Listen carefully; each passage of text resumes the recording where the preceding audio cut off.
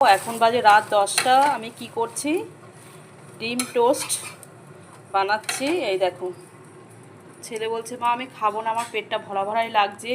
দুপুরে তো ডালিয়া খেয়েছে, মানে পেট ভরা ভরাই লাগছে, খাবে নাই বলছে। তো হাজব্যান্ড ওখানে খাওয়া দাওয়া করছে, ও রুটি খাচ্ছে, আর ছেলে বলছে আমি খাবোই না। তো তারপর আবার বললো ঠিক আছে মা, তুমি তাহলে আমাকে ডিম টোস্ট বানিয়ে দাও। তো ছেলের জন্য এখন বানাচ্ছে, শুধু ছেলের জন্য না, আমিও খাবো। আর ভীষণ গরম লাগছে গো এখন।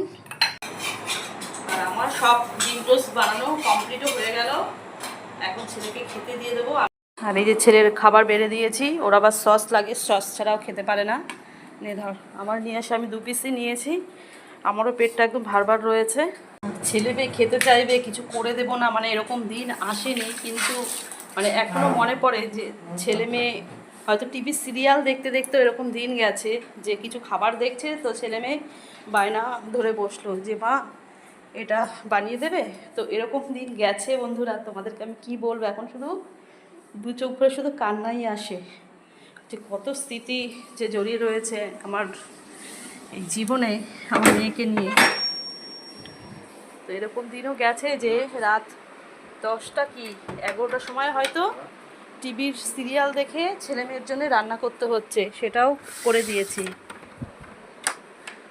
আর এটা তো সামান্য ডিম টোস্ট, তাই না? কিন্তু ওই কিছু শয়তানের জন্যে মানে আমাদের জীবনটা পুরো ছারকার একদম হয়ে গেছে। আমার মেয়েটাকেই আমাদের জীবন থেকে সরিয়ে দিয়েছে, আর ওইদিকে আমার নাতনিটাও, মানে সব থাকতেও নাতনিটাও আদর ভালোবাসার থেকে বঞ্চিত। জানি না কবে ভগবান আমাদের ঠিকঠাক বিচার করবে আর ওই পাপীগুলোর শাস্তি পাবে, যে আমাদের জীবনটা যে কীভাবে আমরা জীবনযাপন করছি সেটা আমরা ছাড়া আর অন্য কেউ জানে না।